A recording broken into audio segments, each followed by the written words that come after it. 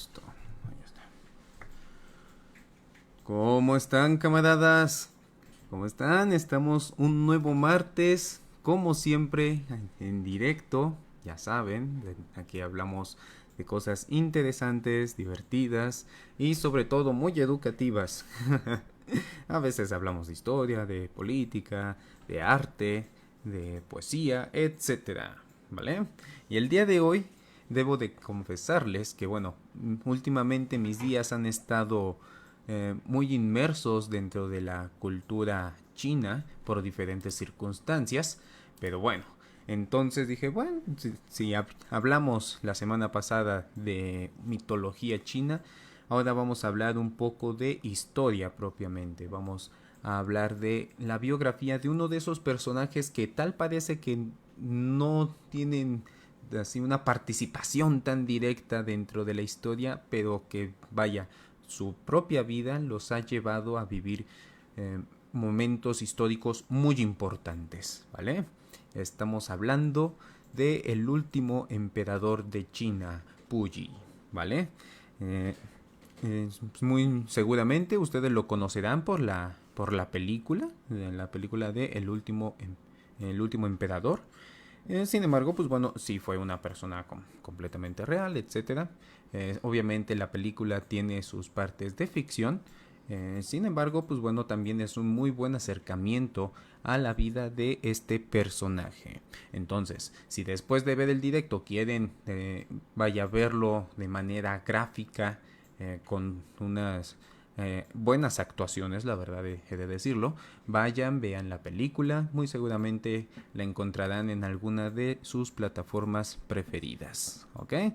Bueno, entonces vamos a esperar un ratito, ya saben, como siempre, en lo que se une más gente, y les recuerdo que ahí tienen las redes sociales en Veneno Hawk en YouTube, en Facebook como Veneno Hawk y Yago Ordóñez, y también en Instagram como Veneno Hawk, para que vayan, me sigan y se enteren de los directos que vayamos haciendo. Asimismo podrán ver todos los directos que hemos hecho a lo largo de las diferentes semanas que hemos estado transmitiendo. ¿Ok? También otro recordatorio, otro aviso parroquial. En la parte de abajo está la sección de comentarios en Facebook y en el lateral en YouTube, para que vayan, vean y pues vaya, nos vayan siguiendo, eh, y puedan hacer algún aporte, algún comentario que quieran dar. ¿Ok? Bueno, pues entonces empecemos. Pero no podemos hablar de la vida de Puyi sin entender un poco el contexto histórico, ¿vale? Eh, Todo empieza, bueno, con las intervenciones, las diferentes intervenciones que sufrió China por parte de las potencias extranjeras. Recordemos que para la década de 1840, este, estaban sufriendo las guerras del opio, ¿vale? De hecho, en la década de los 40 de 1800 sufrieron la primera guerra del opio. Entonces, constantemente tenían intervenciones, participación de potencias extranjeras, vaya, intentos de dominación por diferentes vías, ¿ok? Uno de los partícipes, de manera indirecta propiamente, de las diferentes intervenciones de las potencias extranjeras, de las potencias occidentales y de Japón principalmente también en China, fue el emperador Guangxu, ¿vale? Nuevamente me disculparán por mi pronunciación del chino mandarín, del cantonés, del manchú, etcétera, las diferentes lenguas que se hablan allá, pero bueno, no soy ni mucho menos chino ni asiático, ¿ok? Entonces lo pronunciaré como mejor lo pueda pronunciar, ¿vale? Total, este emperador, el emperador Guangxu, él tuvo un acercamiento muy profundo con diferentes potencias y gobiernos a nivel de los extranjeros, ¿vale? Quería una modernización de su país, algo parecido a lo que había hecho Japón en el mismo contexto, por allá de la misma época. Sin embargo, para 1898 fue depuesto por su tía, la emperatriz viuda Kichi, apoyada por un grupo de conservadores de su propia corte, de la corte de la dinastía Qing, ¿vale?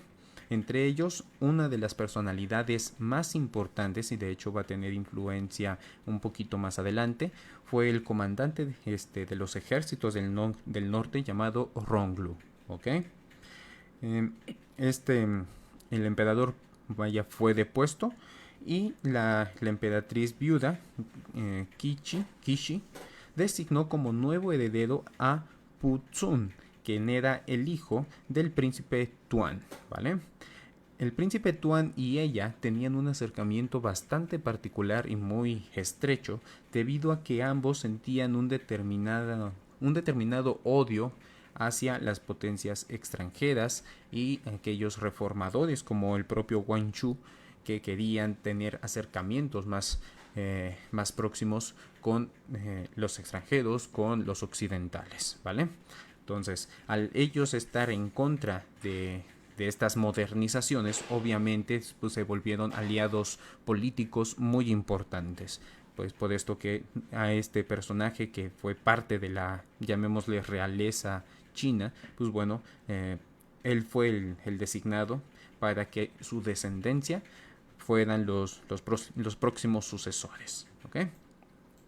Ahora tenemos que hablar de la rebelión de los Boxers. La rebelión de los Boxers fue un movimiento de un grupo muy conservador de chinos, los cuales estaban en contra, así como el emperador, así como la emperatriz, perdón, Cixi, y como también el príncipe Tuan, de las intervenciones por parte de las potencias extranjeras. Hubo muchas revueltas, hubo muchos movimientos, de hecho para esta época, para los 1890, se estima que hubo poco más de 100 revueltas, en las cuales, pues bueno, muchas de ellas habían sido violentas, etcétera, ¿no?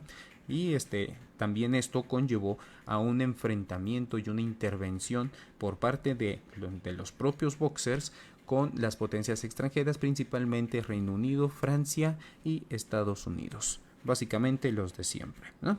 Total, entonces, lo que tenemos que entender es que, pues bueno, son un grupo de conservadores que estaba muy apegado al pensamiento del príncipe Tuan y de la emperatriz viuda Kishi. ¿Ok? Sin embargo, pese a que el príncipe Tuan dio su apoyo total a los Boxers, a los rebeldes, oficiales más moderados de la corte de la emperatriz, principalmente el comandante del ejército Ronglu, advirtieron a la propia emperatriz de que participar o apoyar al movimiento de los Boxers pues sería muy complicado dadas las circunstancias de la intervención de todos estos países extranjeros. Total, pasó el movimiento, hubo, insisto, muchas batallas entre las diferentes potencias y los Boxers, y al final el movimiento terminó colapsando. No duró demasiado, y esto, pues bueno, provocó que para poderse ella mantener a nivel político, Kishi degradó al príncipe Tuan y lo mandó al exilio. ¿Okay? Ahí hubo un tema de traición, etcétera, pero bueno, obviamente por poder mantenerse dentro de su influencia política. ¿Ok? Al tiempo después encarceló a canceló, perdón, a su hijo, al que iba a ser el próximo emperador, Puzun, y finalmente ordena y bueno, organiza un matrimonio entre la hija de Ronglu, el que era el comandante del ejército, con el príncipe Chun, quien era el medio hermano de Guangxu, del ex emperador.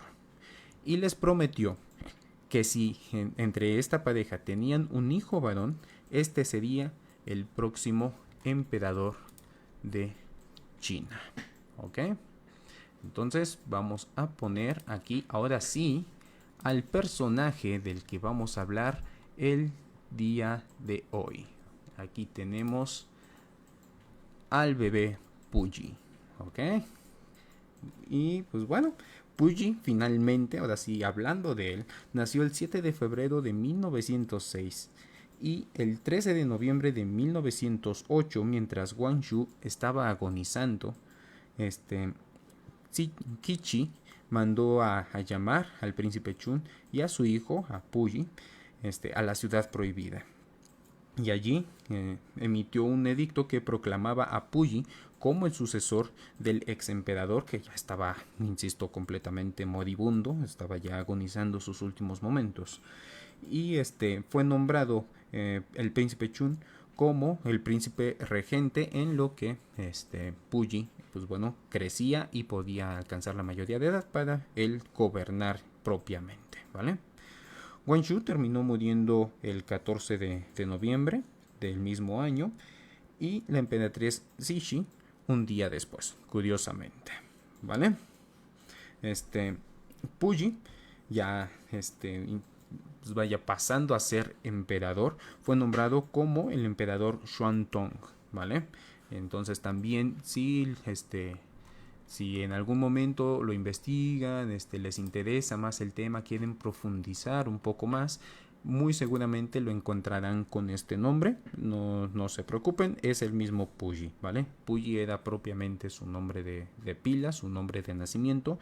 Sin embargo, a nivel de la sociedad o de su corte, era llamado Xuantong, ¿ok? El gobierno, nuevamente, dada su edad, él toma el poder sin haber cumplido todavía los 3 años.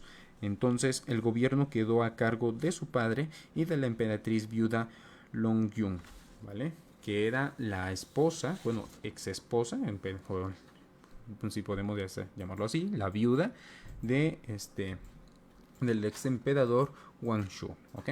Ahora, es importante este apartado, dado que en la cultura y las tradiciones de la monarquía china, la emperatriz viuda era quien tomaba la última palabra dentro de las decisiones del régimen, si es que el joven emperador todavía no estaba en posición de gobernar. Entonces, pese a que el padre era tenía una importante influencia, al final todas las decisiones tenían que pasar por la emperatriz viuda y ella dictaba finalmente qué es lo que iba a terminar pasando. ¿Ok? Total, el gobierno del emperador, del nuevo emperador de Puyi, de Xuantong, apenas duró 3 años cuando inició la Revolución China de 1911. ¿Ok?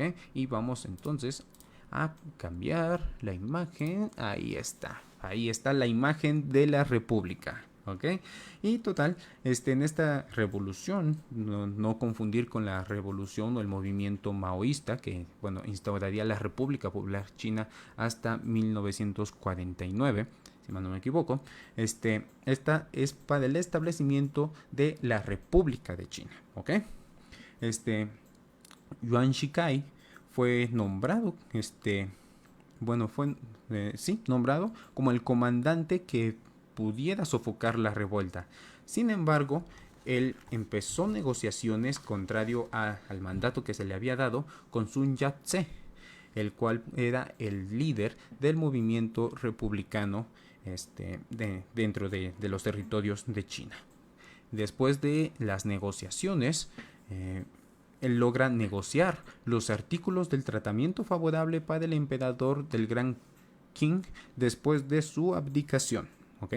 Nombre textual del texto, el cual, pues bueno, era un acuerdo, un tratado en el cual se establecía el final del gobierno imperial. Obviamente, Puyi renunciaba al gobierno de facto, y pues bueno, a cambio tenían ciertos privilegios, ¿ok? Algunos de estos privilegios es que pudo mantener su título, pudo continuar viviendo en la mitad norte de la ciudad prohibida y en su palacio de verano, y aparte de esto, la propia República de China se comprometió a rendirle honores correspondientes a un gobernante extranjero, monarca extranjero, etcétera, y aparte de esto, a pagarle una subvención mensual de 4 millones de taels, los cuales aunque al principio sí dieron un pequeño aporte, terminó por no pagarse en realidad, y se abolió esta parte del acuerdo un poco más tarde, ¿vale? Entonces el Yuan Shikai fue este, con la emperatriz viuda y con el pequeño Puyi, el cual pues bueno, dada su edad no tenía una participación y pues por consiguiente pues no se enteraba de nada. Y la propia emperatriz firma el acuerdo el 12 de febrero de 1912. ¿Se acuerdan de lo importante que iba a ser este apartado dentro de la cultura monárquica china? De que ella era la que terminaba tomando las decisiones. Bueno, pues al final ella fue la que terminó ratificando este acuerdo con la República de China, ¿vale? Ahora, esto es lo que pasaba en la gran política, ¿vale? En la política nacional. Sin embargo, ¿qué pasaba propiamente con Puyi? Bueno, pues él en realidad tuvo una infancia muy diferente, si la queremos llamar, dada su situación como el emperador que ya no era emperador, ¿vale?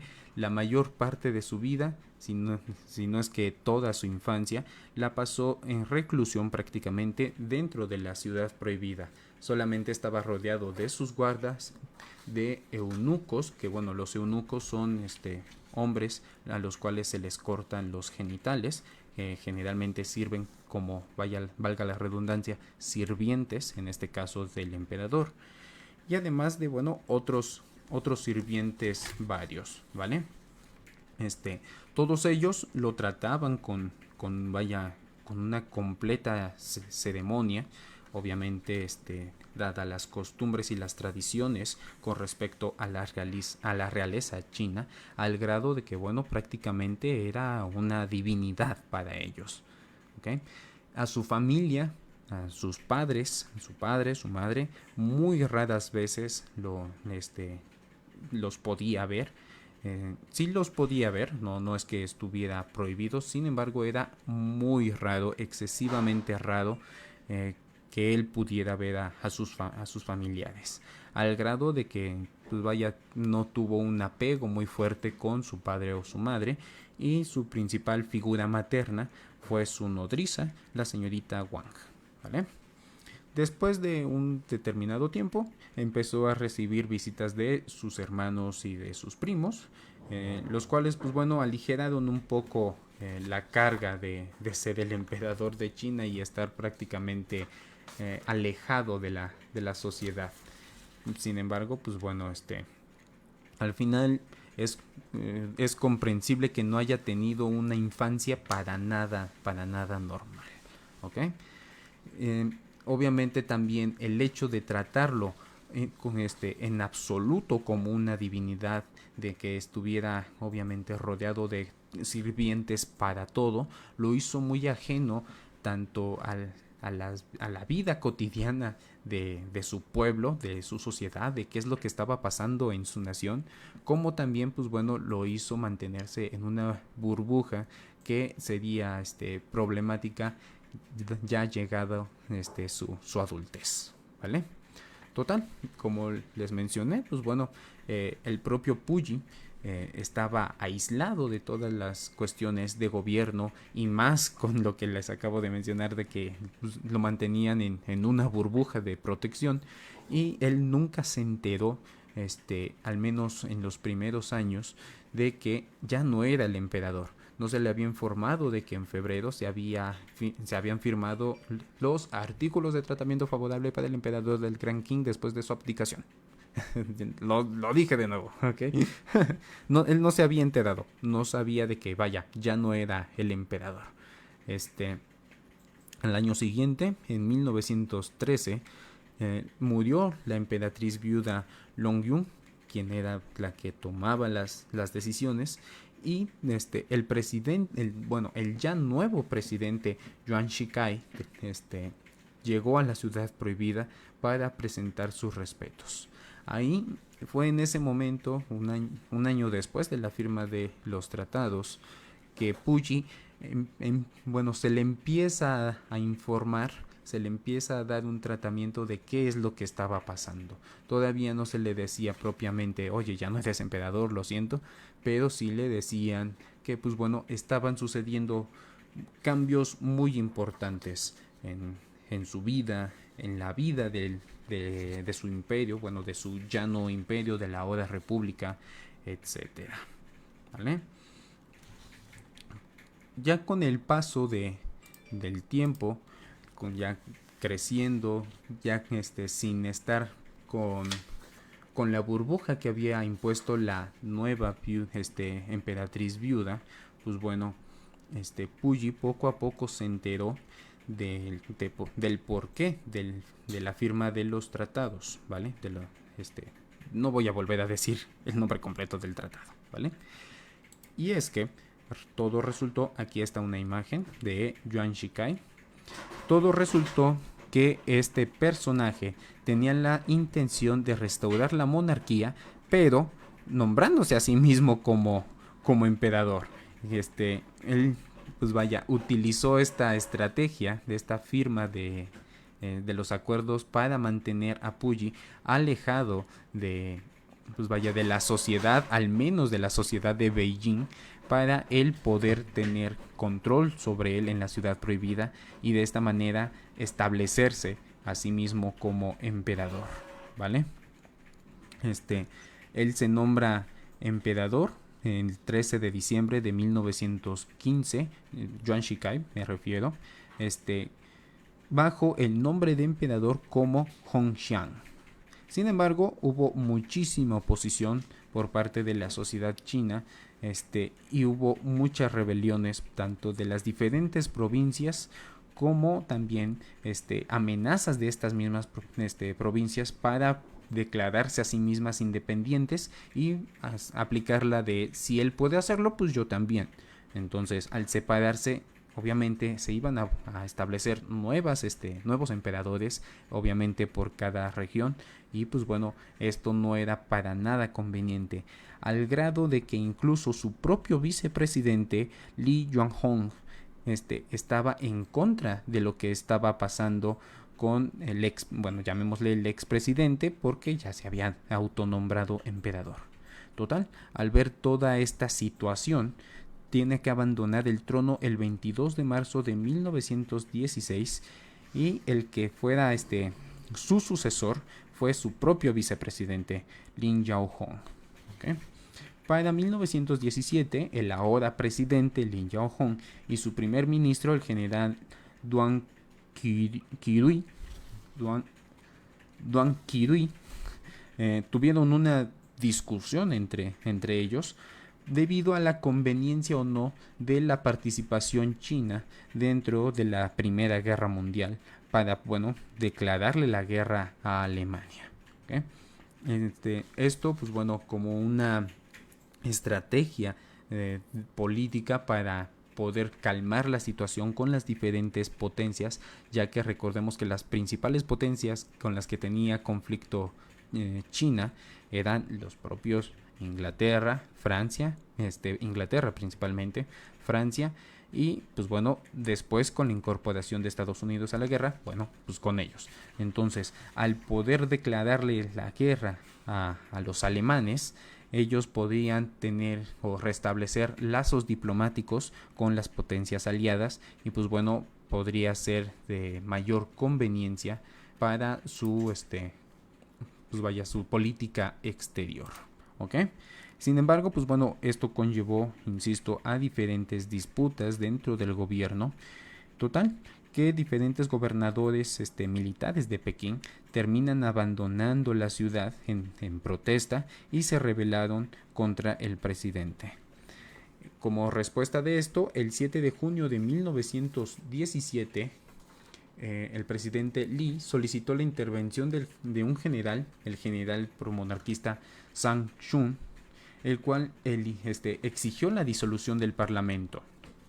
Sin embargo, pues obviamente para el gobierno republicano, pues esto era completamente anticonstitucional y no procedía. Entonces, aprovechando la situación, Sang Shun dio un golpe de estado en julio de 1917 y restableció medianamente a Puyi como el emperador. Y él asumió el puesto como regente del imperio. Nada, o sea, para que él pudiera mantener su línea política, su línea de gobierno con esta restauración, él se autonombró el regente, deponiendo al padre de Puyi como su cargo de regente, ¿vale? La República apoyó al ex primer ministro, el general Tuan Kirui, y utilizando un avión republicano bombardearon la ciudad prohibida en lo que se considera el primer bombardeo militar en la historia de, bueno, el primer bombardeo aéreo militar en la historia de China, ¿vale? Hay un dato curioso de esto. Sin embargo, esto pues obviamente lo hicieron como una medida para amedrentar a Sang Shun y a su intención de restablecer la monarquía.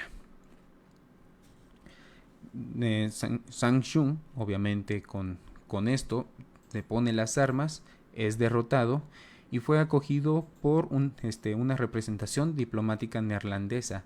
Sin embargo, hablando propiamente de Puyi, él, su familia y el resto de su corte resultaron absueltos, dado que ellos pues, no planearon nada, no participaron de nada. Al final de cuentas, ellos solamente eran títeres y pues sí, marionetas, conejillos de indias de de todo este movimiento, ¿vale? De lo que se conoció posteriormente como la revuelta Sang Shun.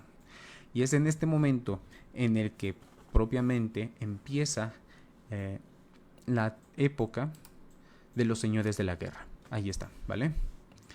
Ahí hay diferentes señores de la guerra, los cuales eran pues vaya, dirigentes militares, generales, diferentes cargos dentro de las jerarquías militares, y entre ellos peleaban constantemente por la dirección de diferentes regiones, ciudades, provincias de China, ¿vale? De los que tenemos aquí en la imagen, el más importante es el primero, de nombre Chiang Kai, el cual sería después el dirigente principal del partido nacionalista, el Kuomintang, ¿vale? El cual sería el principal opositor, bueno, el principal contrario al movimiento de Mao. Sin embargo, pues bueno, posteriormente se unirían en un corto periodo de tiempo durante la invasión japonesa durante la Segunda Guerra Mundial. Pero bueno, eso ya es otra historia. Si quieren que hablemos de ese tema, igual déjenmelo en los comentarios para que yo sepa que lo que les gusta.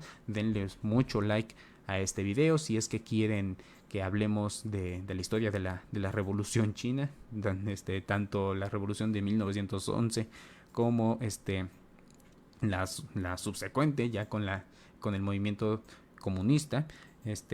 Ahí dejen su like, dejen su comentario y yo prepararé el video para todos ustedes, ¿ok? Total, entonces este fue ya propiamente el periodo de los señores de la guerra. Ya hubo muchos conflictos, hubo muchos combates internos entre los propios militares, cada uno apoyando un bando, apoyando al otro, o simplemente no apoyando a ninguno, apoyándose a sí mismo, ¿vale? Entonces, para que lo tengan en consideración de los tiempos que les tocó a vivir a Puyi, en el cual, pese a él ser, entre comillas, el emperador, realmente no gobernaba nada. Estaba, pues vaya, a merced de lo que los señores de la guerra, de lo que el político en turno terminara haciendo, ¿ok? Para 1919 llega Reginald Johnson, el cual era un intelectual del Reino Unido, quien se incorpora a la corte de Qing, a la corte de Puyi, para volverse su tutor. Él empieza a darle mucha influencia pues vaya, de su cultura, de las culturas extranjeras occidentales, al grado de que ya para 1920, que empieza a ser mayor Puyi, él empieza también a tener una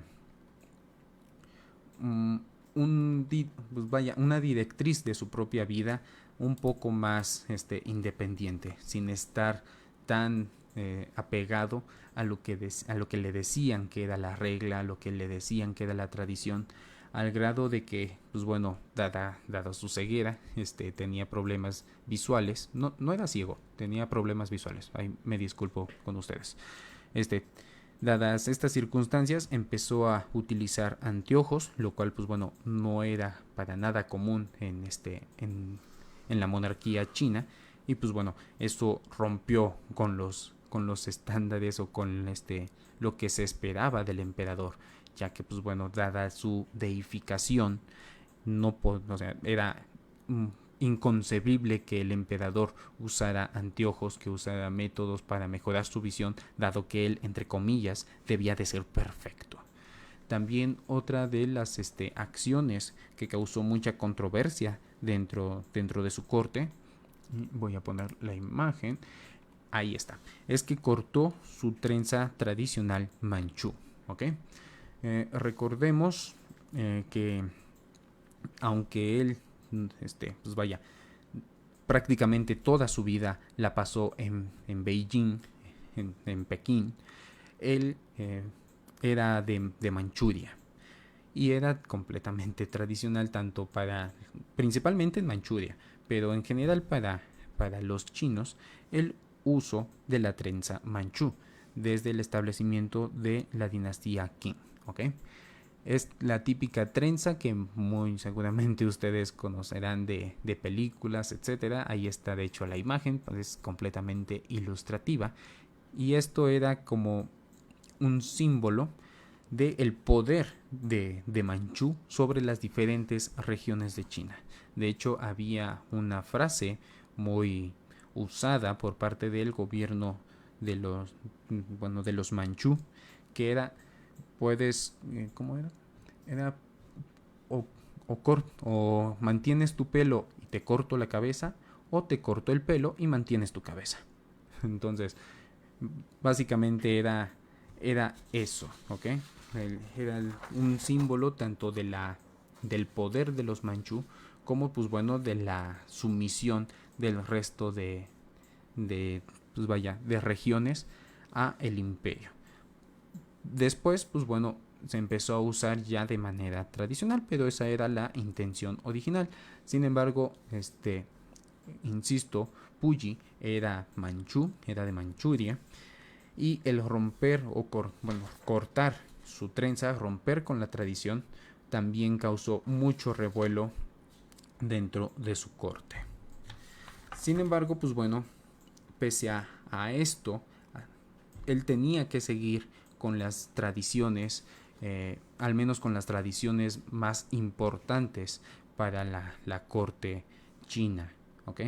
Y desde el 11 de marzo hasta el 1 de diciembre de 1922 tuvieron lugar los rituales y las ceremonias para las grandes nupcias, que es, pues bueno, las bodas o las bodas del emperador. Se le presentaron muchas candidatas para emperatriz, para que fueran su esposa y o esposas, y Puyi eligió una joven llamada Wen Shu. Ella era pues vaya, la que él había escogido para volverse su emperatriz, para volverse su esposa. Sin embargo, hubo protestas importantes por parte de Duan Kang, quien era otra viuda de Wang Chu, del primer ex emperador, y que, bueno, dado que era una ex viuda regente, pues obviamente tenía mucha influencia dentro de la corte. Entonces, la propia corte y Duan Kang protestaron y presionaron a Puyi para que eligiera a otra mujer, una llamada Wan Rong, para que fuera su esposa principal. Y de hecho, aquí tenemos una imagen. Ahí está Puyi con Wan Rong. Total, él muy a regañadientes tiene que aceptar casarse, que fuera la esposa principal, Wang Rong. Sin embargo, también toma a Wen Xiu como su consorte secundaria, dado que, pues bueno, para la monarquía china era permitido tener 2 o más esposas, ¿vale? Sin embargo, Puyi se niega a tener más esposas y solamente se queda con ellas 2, con Wang Rong siendo la emperatriz consorte principal y Wen Xiu como la consorte secundaria. Ambos matrimonios fueron completamente infelices, no terminaron prosperando para nada. Wen Xiu solicitó el divorcio para 1931 y al poco tiempo fue reemplazada con otra señorita llamada Tan Yuling. Y Wang Rong, la emperatriz consorte, la esposa principal, ella sí se mantuvo con Puyi. Se presume de que lo hizo más por la tradición y muy a regañadientes, y terminó refugiándose dentro de su tristeza, dentro de su desesperación por no querer ser esposa de Puyi. Terminó refugiándose en el opio. Se vuelve adicta a la planta del opio y pues bueno, esto provocó completa inestabilidad en la relación de Puyi con su esposa, al grado de que hasta la fecha no se tiene documentación de que el propio Puyi haya tenido hijos, descendencia con sus esposas, pero bueno, principalmente con Wang Rong, que era la esposa principal, la emperatriz consorte, ¿vale? 1923, Zheng Xiaoshu fue nombrado como tutor de Puyi, dado la influencia que tenía el primer tutor, que bueno, tenía mucha influencia extranjera, porque pues bueno, él propiamente era extranjero. Pues bueno, lo terminan quitan a Reginald Johnson y ponen a Zheng Xiaoshu como su tutor. Sin embargo, pues bueno, pese a este cambio de tutor, no terminan llevándose mal. De hecho, tienen una relación bastante amigable, bastante cordial, y casi sí de pues, cercana, y termina siendo un estrecho colaborador del propio Puyi. Recordemos entonces, ya con este cambio ya dicho, recordemos que Puyi no podía tener un gobierno en su imperio, mucho menos en su ciudad, ¿vale? Sin embargo, donde sí se le permitía tener un determinado nivel de autoridad era en la ciudad prohibida, era en su corte. Entonces empezó a participar de actividades en su corte, empezó a participar de orden, de organización, de estipular mandatos dentro de su círculo cercano. Y vamos a cambiar la imagen de Puyi a una de un Puyi, ahí está, una imagen un poco más digna de un emperador, ¿vale? Bueno, emperador de su casa, y vaya casa, la ciudad prohibida, pero al final de cuentas solo de su casa. Entonces, al tener la intención, sí, de tener una mayor participación dentro de su corte, mandó a hacer un inventario de las bodegas imperiales, el cual se intentó hacer el 27 de junio de 1923. Sin embargo, en la madrugada se sucedió un misterioso incendio, el cual terminó destruyendo la bodega por completo. La bodega en la cual se iba a hacer el primer inventario terminó calcinada y la culpa recayó sobre los eunucos, los cuales, pues bueno, se pensaba que habían provocado el incendio para evitar la existencia de evidencias de cosas que, pues vaya, se presume que robaron. Entonces, al destruir toda la bodega, no se puede hacer inventario, y si no se puede hacer inventario, no se puede saber qué tanto se robó o qué no se robó, ¿vale? Poco después hubo otro incendio en la ciudad prohibida, y esta vez Puyi lo interpretó como un atentado contra su vida y tomó la decisión de expulsar a los eunucos. Recordemos que Puyi estaba protegido por los acuerdos con la República, y gracias a la ayuda de militares republicanos termina desalojando a los eunucos de la ciudad prohibida. Bueno, a la mayoría de ellos todavía conservó a algunos eunucos de sus sirvientes más cercanos. Sin embargo, la mayoría terminó siendo expulsada, dados la creencia o la posibilidad de que hayan atentado contra el propio Puyi. Puyi, recordemos que después de la revuelta de Shangshun, logra mantenerse dentro de la ciudad prohibida, con su séquito, con parte de sus servidores, de su eunuco, de sus eunucos, etcétera. Sin embargo, no terminó con mayor alteración, no pudo tener mayor influencia. Lo que pasaba a las afueras, más allá de los conflictos que pudieran atentar con la ciudad prohibida, como lo que pasó con el bombardeo, no terminó de alterar más su actividad, su vida cotidiana. Todo esto hasta 1924, cuando Feng Yuxiang toma el control de Pekín, otro de los señores de la guerra, y ordena que el ex emperador abandone la ciudad prohibida. Dado que Puyi no tenía ningún tipo de apoyo político en China, termina mudándose a la región de Tianjin, donde establece su residencia.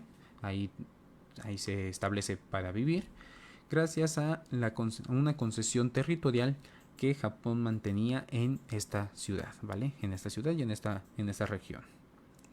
Una vez estableciéndose en Tianjin, empieza a frecuentar a diferentes diplomáticos y políticos japoneses, los cuales, poco a poco fueron alimentando y fueron metiéndole el gusanito para que volviera o tuviera la intención de volver a ser emperador.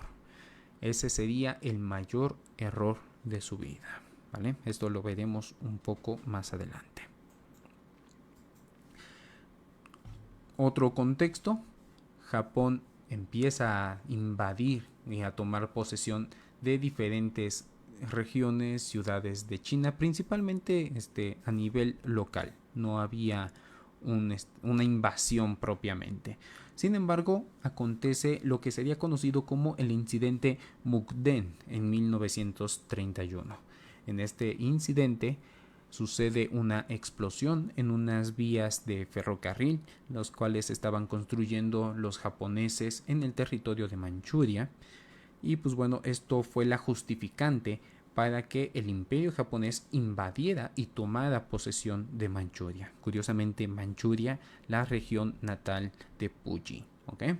Entonces, dado este acontecimiento, Japón empieza enfrentamientos en China y, como ya lo mencioné, termina tomando posesión de la región y ponen a Puyi como el emperador de la región de Manchuria.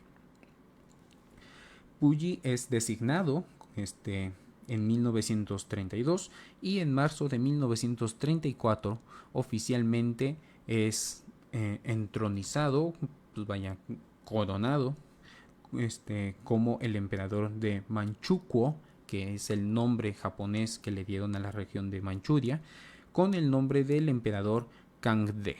Igual, si alguien investiga el periodo de vida de Puyi como emperador de Manchukuo, muy seguramente les aparecerá con este nombre, ¿vale? Pero a final de cuentas es el mismo. Total, pese a él ser nombrado nuevamente como un emperador, en realidad terminó exactamente igual que cuando era emperador de China. No tenía ninguna influencia dentro de la política, no tenía ningún tipo de participación. Quizás el único cambio es que no estaba recluido en la ciudad prohibida, sí, pero las tareas de Puyi solamente se enfocaban en cumplir con las ceremonias y pues bueno, salir a pasar revista a los soldados, visitar diferentes territorios dentro de su pequeño imperio, además de pues bueno, aprobar algunas leyes, tratados, acuerdos, etcétera, los cuales pues bueno, ni siquiera él elaboraba, eran realizados por sus asesores japoneses, básicamente manteniéndolo como un gobierno títere. Este gobierno terminó en agosto de 1945, cuando la Unión de Repúblicas Socialistas Soviéticas, la URSS, termina tomando la región de Manchuria, liberándola del gobierno japonés. Luego de esto, Puyi es capturado y puesto a disposición de las autoridades soviéticas y de las autoridades chino-comunistas, que para este entonces ya había mucha influencia del Partido Comunista de China. Todavía no se había establecido como tal el gobierno de Mao. Esto sería hasta 1949, insisto, si mal no me equivoco. Pero bueno, ellos fueron los que terminaron gobernando de facto en este periodo. Al final, Puyi es enviado a la prisión de Fushun del 1949 a 1956. En esta cárcel fue condenado como traidor.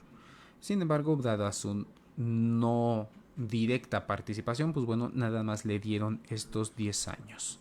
Y aparte de esto, pues bueno, empezó un proceso conocido como reeducación, en el cual, pues bueno, se le fue implantando el pensamiento comunista, ya para él cambiar, pues vaya, su ideología, sus postulados políticos y bueno, hacerle que ya no buscara ser emperador, ¿no? Incluso como parte de todo este proceso de posguerra, es llamado a Tokio para testificar contra los dirigentes japoneses de la guerra, bajo los cuales él estaba al mando, porque pues pese a ser emperador, entre comillas, él no estaba al mando, sino que él recibía pues básicamente órdenes, ¿okay? Tras ser liberado en 1959, Puyi trabajó en un jardín botánico dentro de Pekín, se volvió jardinero de 1959 a 1963 y luego de esto él se vuelve archivero de la Biblioteca Nacional, igual de Beijing, hasta su muerte que sucede en 1967. Recordemos que había pasado a ser reeducado, entonces se vuelve partícipe del maoísmo y se presume, hay algunas teorías que dicen que fue asesinado por revolucionarios comunistas radicales. Sin embargo, lo que es más se tiene como probable de su muerte es que haya sido muerte por cáncer, ya que él poco después se descubrió que tenía, bueno, que sufría de cáncer renal, uremia e insuficiencia cardíaca, ¿vale? Y vamos a ponerle una imagen de Puyi en la prisión. Ahí lo pueden ver del lado derecho con sus características gafas. Y pues básicamente esa fue su vida dentro de la cárcel. Para ser concretos, en el día de su muerte, Puyi fallece el 17 de octubre de 1967 a sus 61 años. El mandato del gobierno de la República Popular China era que pues vaya, los muertos debían de ser incinerados, y eso fue propiamente lo que pasó con Puyi, el cual después fueron llevadas sus cenizas al cementerio revolucionario de Babaoshan. Sin embargo, para 1995, una de sus viudas, que había contraído matrimonio a posteriori, Li Shuxian, traslada sus cenizas a un cementerio civil llamado el Cementerio Imperial de Hualong. donde ahí reposan sus cenizas, sus restos, hasta nuestros días. Y bueno, esa fue la historia del último emperador, del emperador Puyi. Insisto, un personaje de esos que parece que, entre comillas, no hacen nada, pero viven muchos acontecimientos históricos, pasando por pues bueno, la influencia que tuvo el movimiento de los boxers para que él fuera el emperador.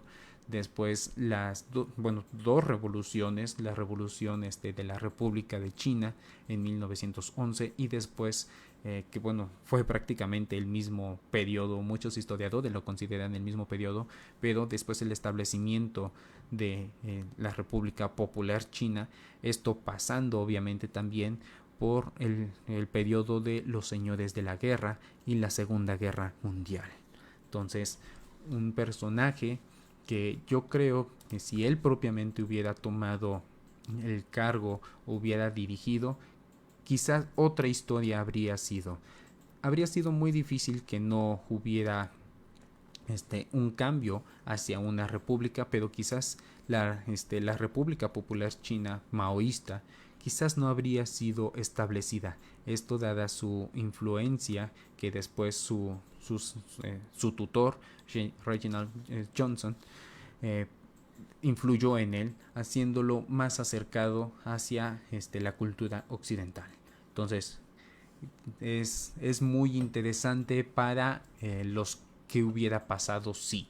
Es uno de los personajes que llaman mucho la atención por eso, porque quién sabe qué habría pasado en la historia de China, quién sabe cómo sería China actualmente si él hubiera sido emperador. O quizás el maoísmo hubiera sido implantado más adelante, en los años 60, una vez que él hubiera fallecido, y después con todos los movimientos que a nivel mundial pudieron haber influido los nuevos movimientos revolucionarios en China, quién sabe. Es cosa de mucha discusión, tema muy interesante para poder imaginar qué habría pasado. Entonces, vamos a volver conmigo. Ahí está. Ahí está mi imagen, toda guapa. Yo ahí con mi pluma. No uso gafas, yo no puedo ser igual que Puyi. Pero pues bueno, ahí tengo una pluma que me hace ver más intelectual. No, no es cierto. Entonces, pues bueno, con esto terminamos el directo del día de hoy. Les agradezco a todos ustedes que hayan que se hayan acercado a este directo, como siempre, una nueva semana, un nuevo directo, insisto, con mucha influencia de mi día cotidiano en estas últimas semanas, con mucha influencia de diferentes cuestiones, actividades y demás que involucran a la nación de China. Y pues bueno, pues esto me hizo hacer este directo, que yo una vez investigándolo, creo que siempre digo lo mismo, pero es que de verdad cuando investigas un poco acerca de diferentes personalidades de la historia, acontecimientos, etcétera, siempre llama la atención, siempre termina siendo algo muy interesante, y eso es lo que me hace sentir fascinación y gusto por la historia.